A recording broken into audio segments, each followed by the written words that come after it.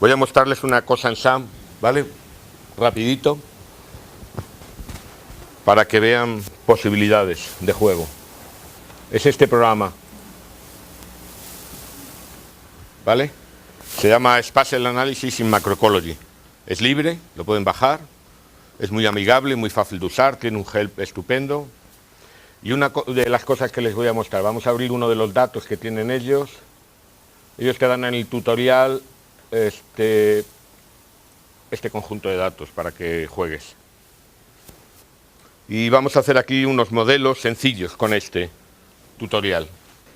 Aquí tienen, esta es la matriz, con todas las variables, tienen a la izquierda, que nos proporcionan. Podemos ver los datos acá.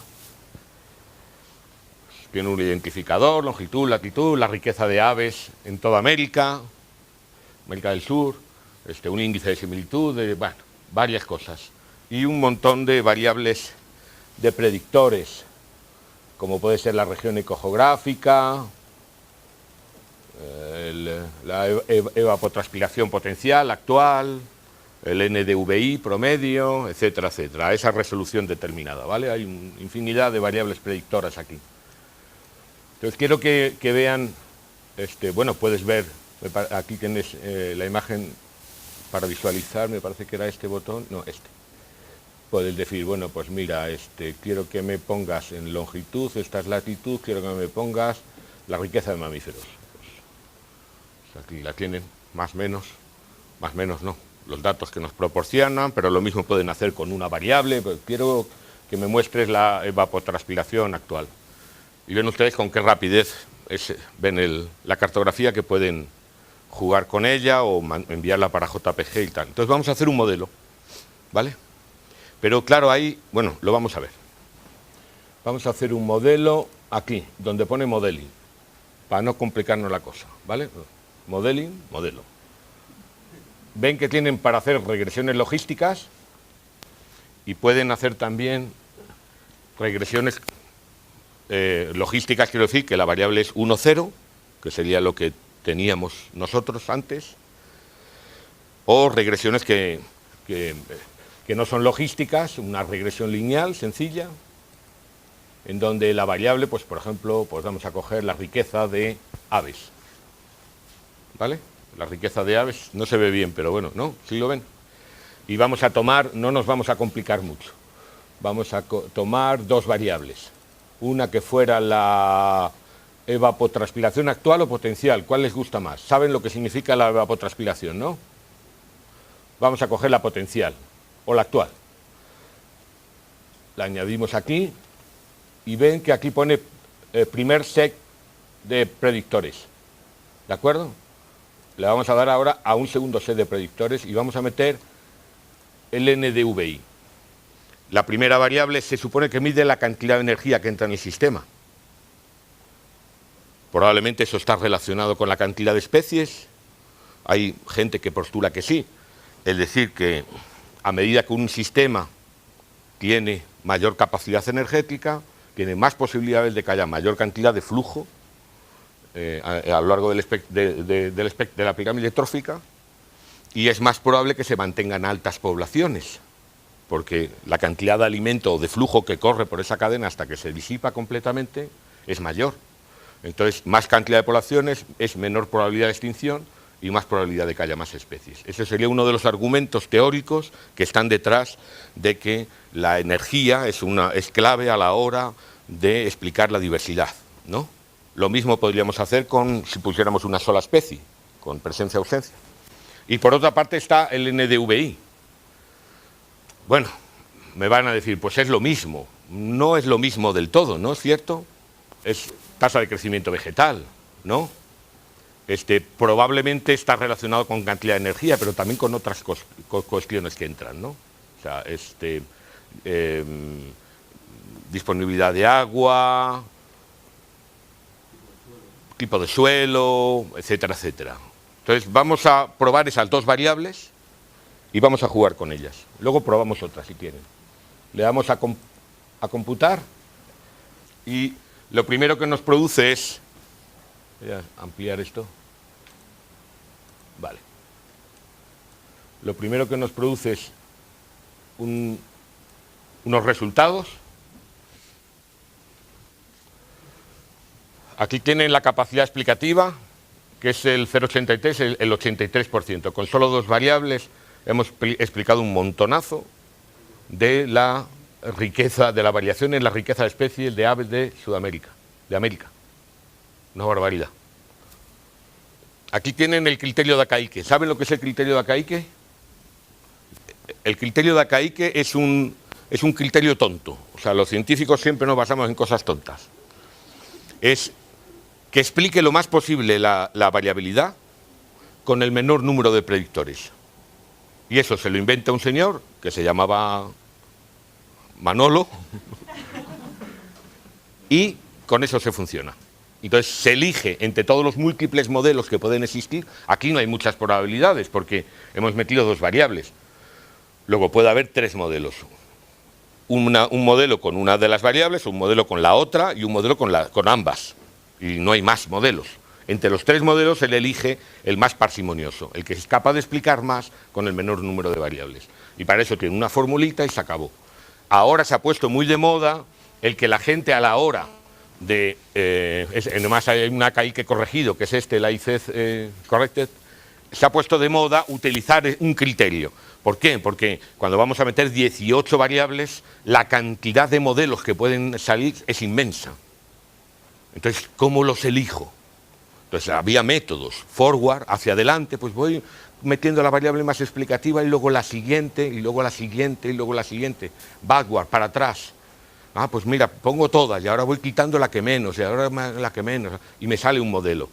Y había gente que decía, no, eso es una locura, lo que hay que hacer es todos los posibles modelos y elegir de entre todos los posibles modelos el mejor.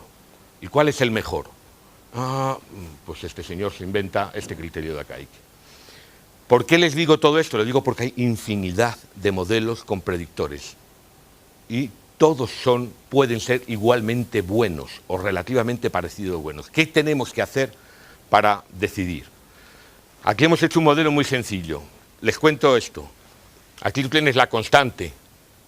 ¿De acuerdo? Esto es una regresión lineal, sencilla. Aquí tienes la constante que multiplica a ET. Esta es la constante que está antes de la fórmula. Es I igual a A más el coeficiente por el valor de una de las variables más el coeficiente por el valor de la otra de las variables. Entonces aquí no tienen la fórmula, pero la pueden poner en Excel, no tienen más que decir, el número de especies es igual a 170,538 más 2,914 por el valor que tenga la ET en cada celda, más menos 14 no sé qué, no sé cuánto, por el valor que tenga la NDVI en la celda. Y ya han hecho el modelo. Y es un modelo estupendo porque les predice un 83% de la variabilidad. Ya lo tienen, ¿vale? Aquí hay otra cosa, el BIF. ¿Alguien sabe lo que es el BIF? No es un filete, eso es el bife. ¿Alguien sabe lo que es el BIF? Factor de varianza, de inflación de varianza. Es un criterio para elegir entre variables que están correlacionadas. ¿Qué son las variables correlacionadas? Todas. No existen las variables no correlacionadas. En la naturaleza está prácticamente todo correlacionado. La temperatura depende de la precipitación, ambas a su vez dependen de la altitud en la que se encuentra, la altitud, la temperatura y la precipitación, el bosque depende de ellas. Esto es un lío, el que lo ha hecho mal, porque está todo enfollonado. Esto lo tenían que haber hecho bien. Entonces, no existen variables colineares. Los análisis de regresión en los que se basan los modelos, porque estamos haciendo el modelo más simple que hay, heurístico, o sea, basado en el conocimiento de estadística. Hay otras cosas que llamamos cajas negras, que no sabemos el proceso lo que hacen, pero lo único que hacen es meter la información por un lado y te sacan información por otro, pero tú no sabes qué está haciendo dentro. ¿De acuerdo? Y el objetivo de la caja negra es que todo lo que le metes por este lado, lo que sale se parezca a lo que le metes. Entonces el modelo excelente, porque al final te va a sacar lo que le metas, pero también si le metes, ¿se acuerdan de la máquina, no? Vale. Entonces, estos son modelos basados en teoría estadística, y este es el más sencillo de todos, el modelo de regresión simple. Entonces, cuando vamos a mirar una serie de cosas que hay que hacerlas en este tipo de modelos y que hay que hacerlas siempre. ¿Por qué? Porque forma parte de la praxis estadística y de la praxis de funcionamiento de hacer modelos. Entonces, las variables en los modelos se llaman variables independientes. Y eso viene de antaño, porque es un requisito para las regresiones que las variables sean independientes, que el valor de una no tenga que ver con el valor de la otra. Y eso no existe en nuestro campo. ¿Sale? Entonces, nosotros estamos trabajando con una herramienta estadística que es la que tenemos para un mundo que no está adecuado para esa herramienta estadística. Entonces, hay dos posibilidades. O jugamos con lo que hay o cambiamos el mundo.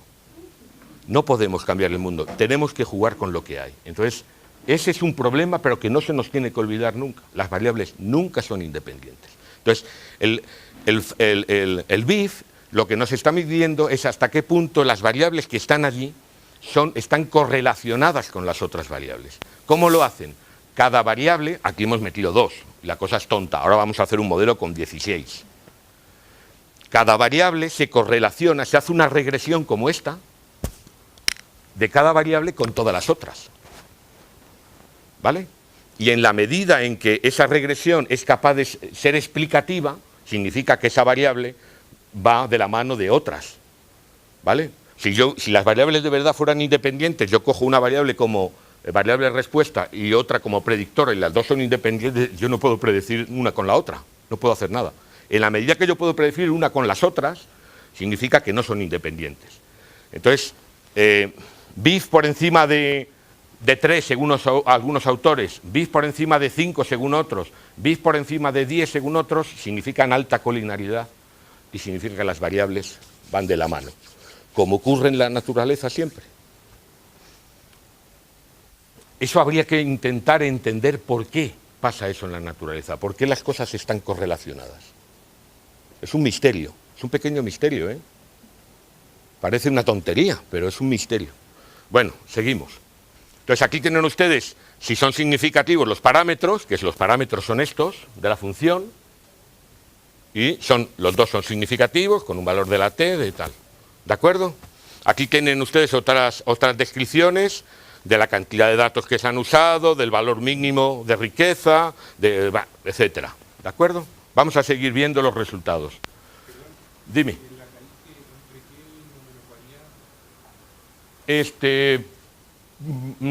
Depende de la cantidad de parámetros que incluyas, etcétera, etcétera. No tiene, puede ser 4.250 o puede ser 10. Lo que se hace es elegir el que tiene menor valor de Akaique, el menor. Entonces, vamos a mirar los gráficos de regresión. Siempre hay que mirar los gráficos de regresión, no más darle al botón y punto. ¿De acuerdo? Y hay dos cosas importantes en los gráficos de regresión. Uno, los residuos tienen que estar normalmente distribuidos. ¿Eso qué significa?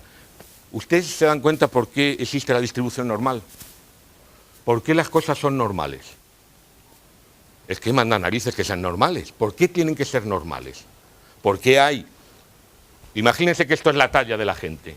¿Por qué hay un montón de gente que mide 1,70, muy poquitos que miden 2,10 metros y muy poquitos que miden 1,20 o 1,40. Digo, para que yo no parezca tan bajo, ¿entiendes? O sea, ponerme 1,20. ¿Por qué? Porque cuando inciden muchos factores, muchos procesos sobre una variable, cuando muchos procesos diferentes inciden sobre una variable, se producen interacciones multiplicativas. ¿Qué significa multiplicativas? Y la palabra interacción, o sea, esto por sí solo influye tal, esto por sí solo influye tal, pero cuando se juntan las dos cosas, ¡boom! Y eso está lleno de interacciones. Montones de componentes están jugando sobre una misma variable. Y entonces, ¿qué es lo que hace? Pues hay una cosa que se llama el teorema del límite central. Cuando múltiples procesos actúan sobre una variable, esta variable tiende a estar normalmente distribuida, de manera irremediable. Es una inevitabilidad de la naturaleza. Pero no solo de la naturaleza, de cualquier fenómeno físico. ¿De acuerdo? Es un misterio. Otro gran misterio. Vale. Tienen que mirar que los residuos estén normalmente distribuidos. Si los residuos no están normalmente distribuidos, ¿qué significa?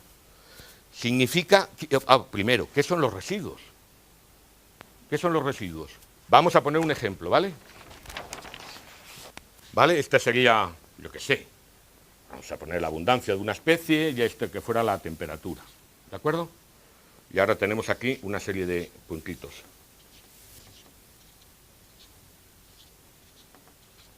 ¿Vale?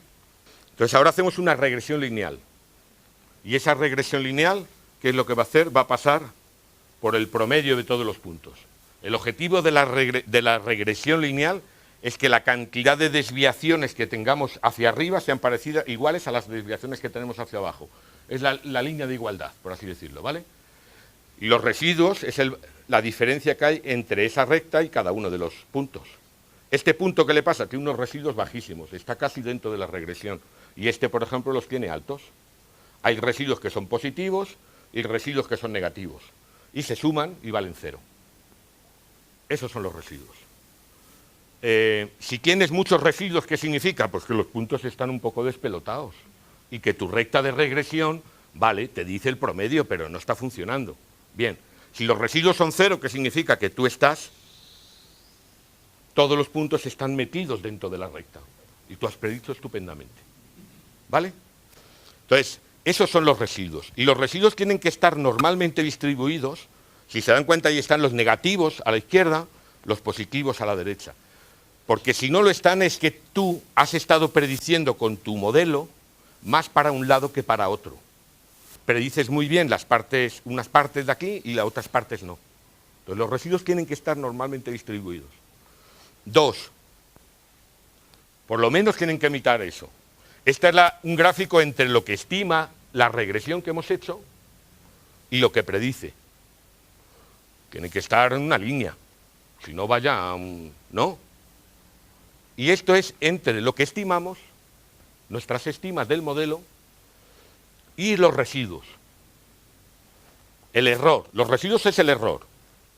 Entonces, eso tiene que ser una nube de puntos. Porque si no, significa que cuando yo estimo valores bajos, imagínense que aquí los residuos fueran altos. Es decir, que cuando yo estimo valores bajos, el modelo es un churro, predice muy mal porque los residuos son altos. Y cuando yo estimo valores altos, los residuos son bajos, pues mal también. Entonces, el modelo solo me vale para una parte, no me vale para otra. Entonces, que eso esté en una nube y no tenga estructura, significa que el modelo pues predice igual de bien o igual de mal en todos los campos. Si no es así, sabemos que tenemos que hacer algo, o que el modelo solo vale para una parte. ¿Vale? Les pongo, ya que estoy con esto, les voy a dar un peñazo con esto. Esto es una regresión simple. Lo más simple que hay, lo más tonto. ¿Vale? Y tiene una serie de asunciones estadísticas por las cuales los residuos tienen que estar normalmente distribuidos y los valores estimados, la relación entre las estimas y los residuos tiene que ser una nube de puntos. Y todo eso está matematizado y conocido desde el siglo XVIII. Se acabó. Ahora vamos a hacer un supermodelo, vamos con otro color. El supermodelo lo vamos a hacer en verde. Un modelo que, a pesar de esta complejidad de datos que hay aquí, va a poder tener residuos 0. Porque va a hacer esto. Va a empezar por aquí.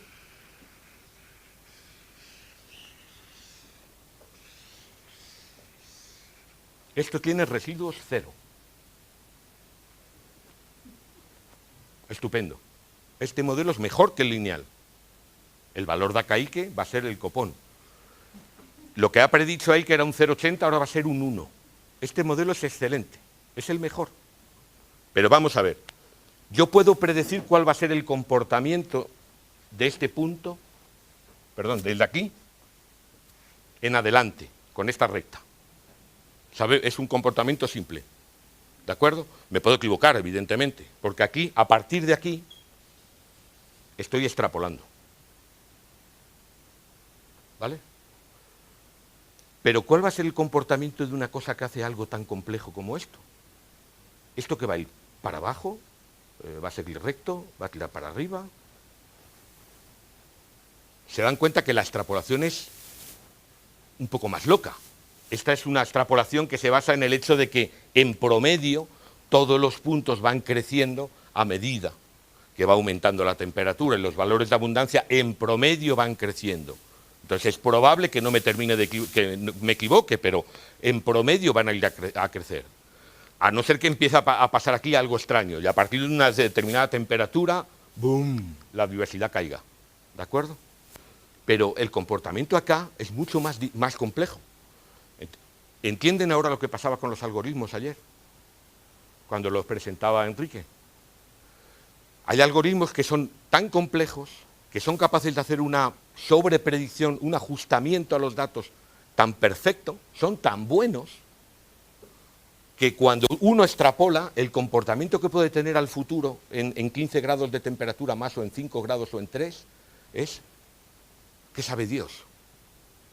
Esa es la razón de lo que está ocurriendo. Entonces, debemos de usar algoritmos complejos para extrapolar por fuera de las condiciones de modelización, porque estas son las condiciones de modelización. Yo tengo datos aquí, fuera aquí ya no los tengo.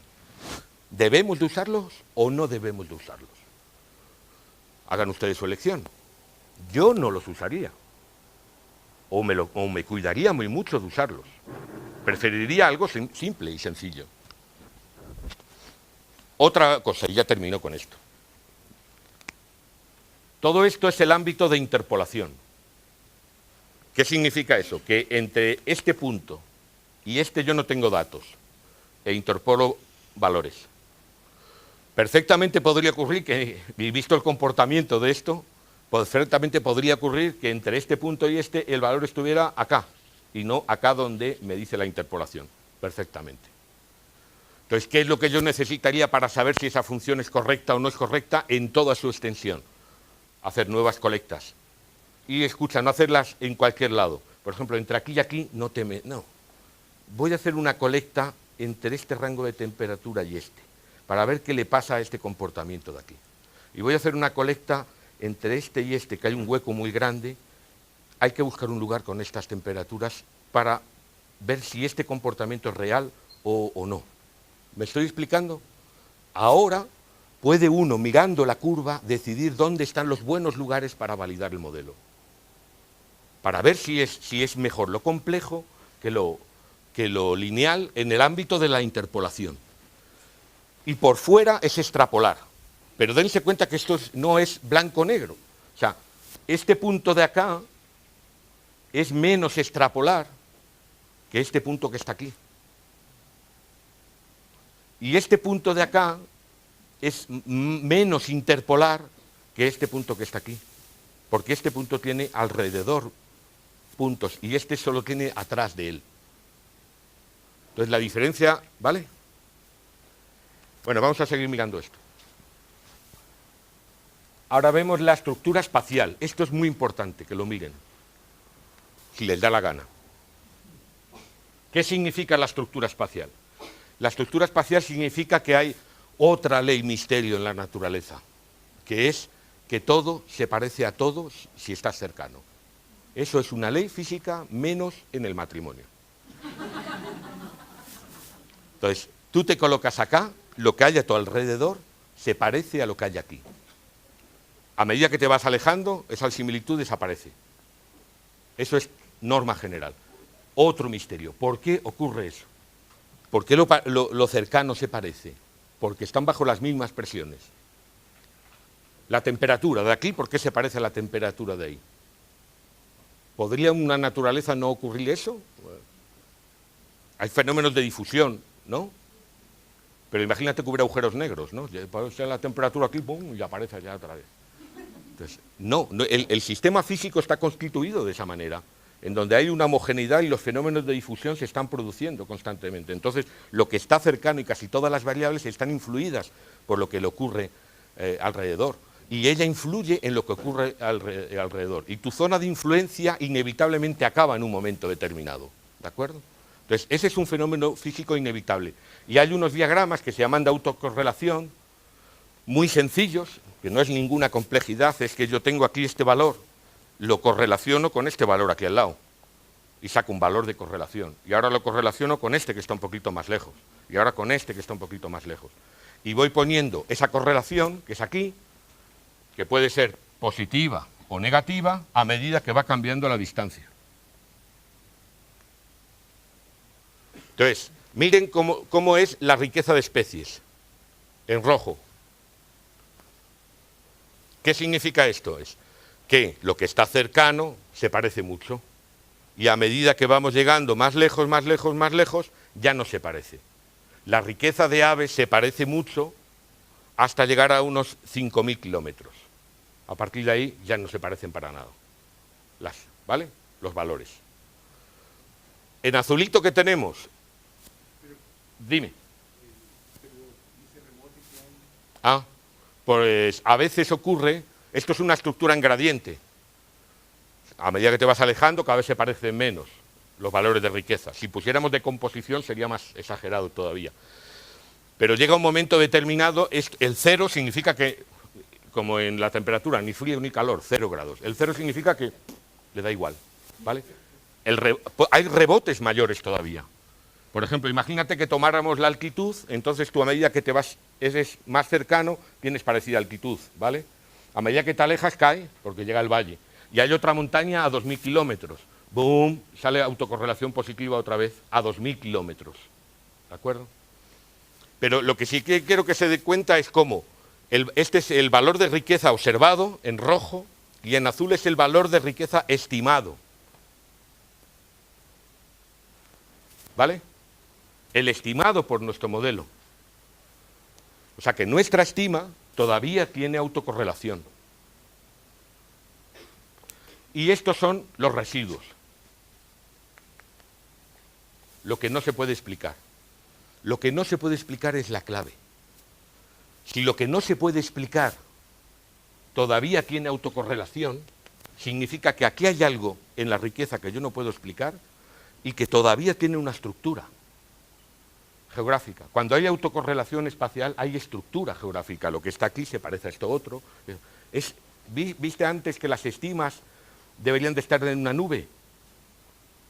Que no importe que estés en un sitio pobre o rico, la tasa de fracaso o de éxito sea aleatoria. Pues cuando todavía nos quedan cosas por explicar es que hay alguna variable que nos falta. Ese modelo todavía puede crecer y mejorar. Y los residuos en ese momento tienen que ser 0.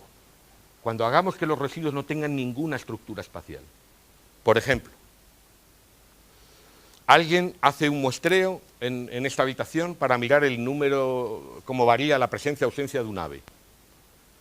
Y aquí hay un gradiente climático muy claro. Y esa ave está completamente, por estudios fisiológicos, conocido que está muy relacionada con ese gradiente climático. Y por tanto, lo que es esperable es que yo sea capaz de hacer un transecto, mirarlo con esa variable, la que fuera, ese predictor, y me va a salir un modelo bien. Eso sería lo lógico porque lo he mirado en fisiología y la tasa de puesta y la tasa de lo que fuera. ¿De acuerdo? Eso debe funcionar. Bueno, pero alguien, y no me lo dijeron nadie, en esa zona de allá atrás donde está el compañero cubano, fumigó hace 35 años. Y yo no tengo ni idea. Y ahí hay unas dosis de pesticida, o nunca he sabido el porqué. Pero ahí pasa algo anómalo. Algo anómalo que es consecuencia de un evento pasado. ¿De acuerdo? Y yo no lo sé, yo hago mi transecto y no lo sé. Bueno, pues ahí me va a aparecer una anomalía. En esa zona de ahí me van a aparecer unos residuos. El modelo debería de explicar bien, porque ahí hay unas condiciones climáticas y sin embargo hay menor riqueza de la que debería de haber. Ahí van a aparecer residuos. Y esos residuos no van a estar ahí, aquí, allá, aleatoriamente distribuidos. No, están en ese lugar. Eso significa que cuando yo mire ahí, me van a aparecer con estructura espacial. Y entonces yo tengo que intentar encontrar una variable para predecir qué es lo que pasa ahí. Si le pregunto a la gente y me entero de que esa zona se fumigó, tuvo un tratamiento químico, le pasó y coloco ese tratamiento químico como factor, entonces ya explico el proceso.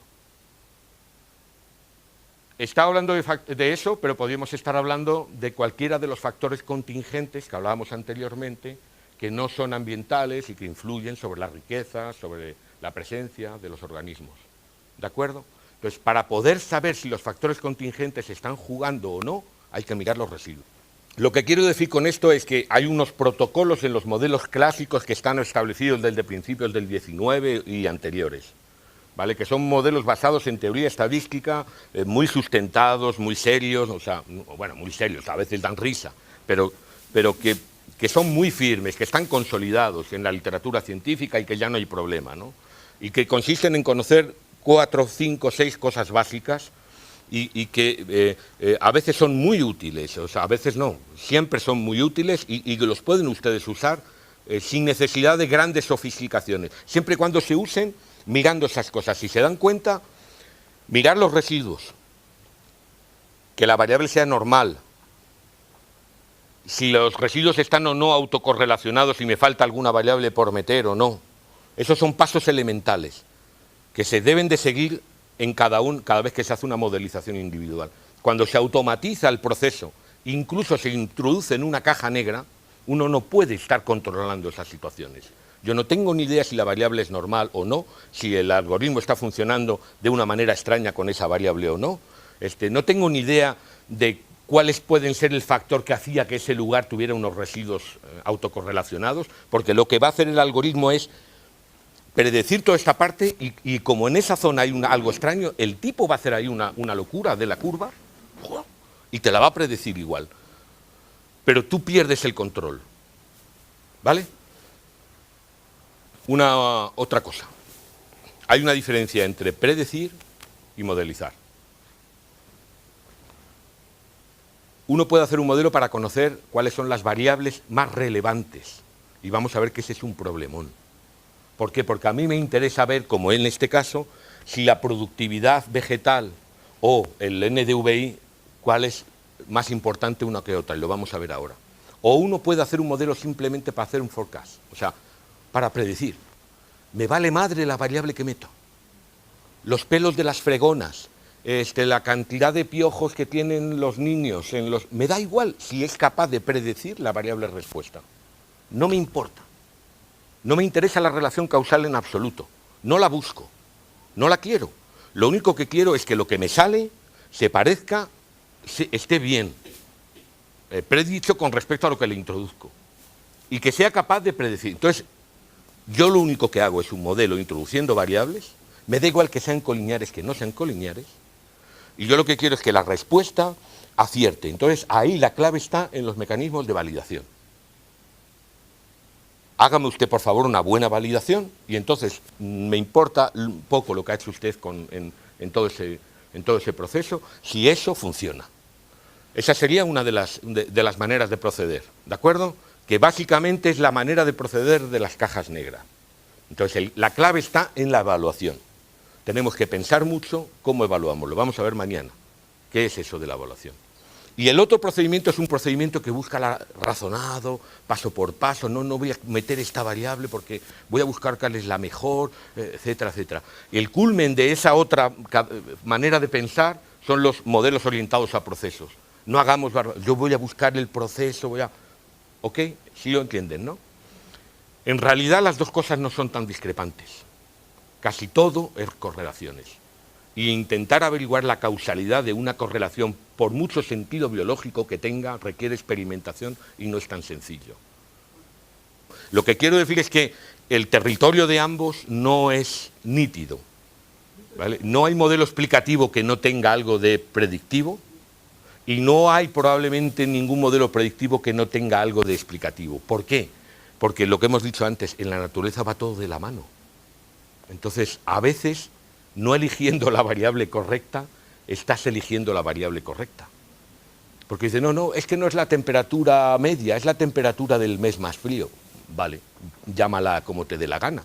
Pero si la temperatura del mes más frío tiene una correlación del 0,80 y tantos con la temperatura ambiental, primero, si tú crees que es esa, demuéstramelo con experimentos de fisiología, que eso es lo que está afectando a las poblaciones. Porque parece que tiene un sentido funcional, pero...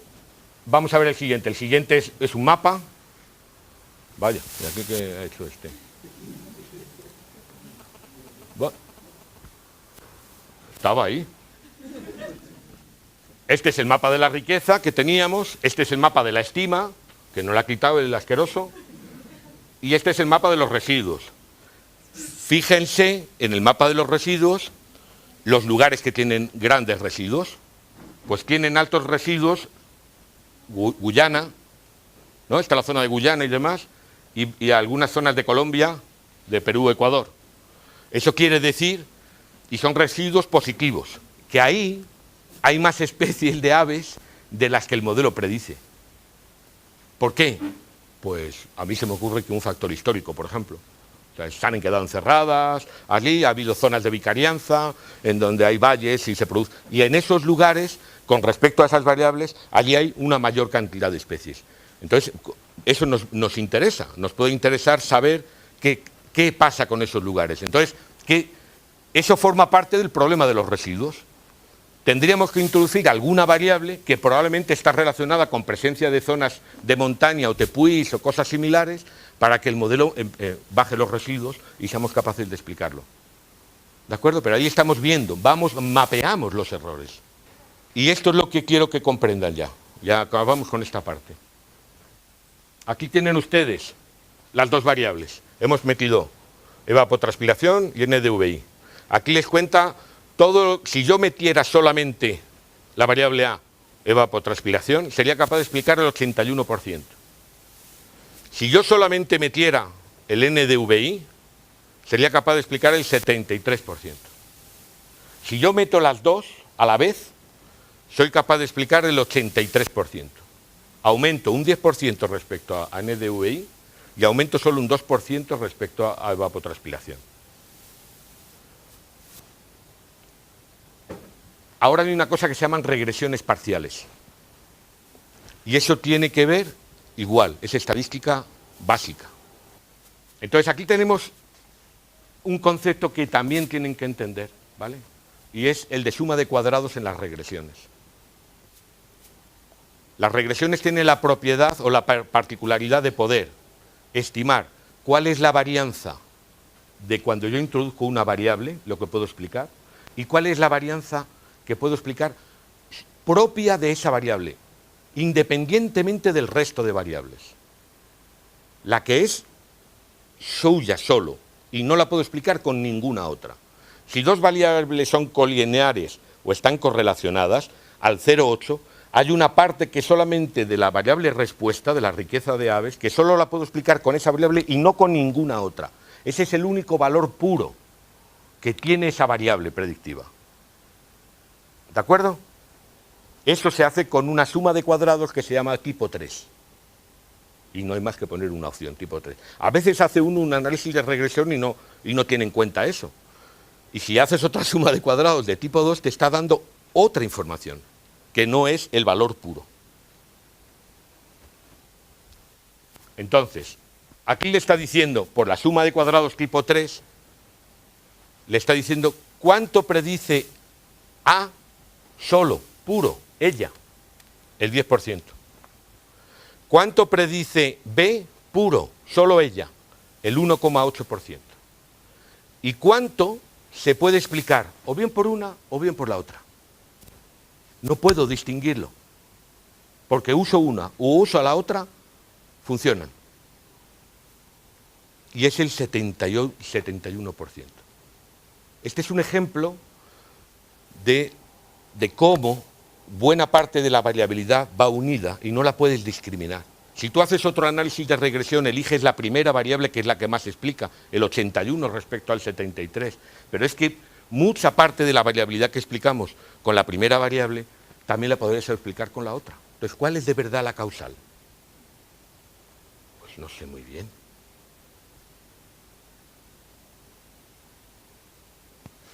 ¿De acuerdo?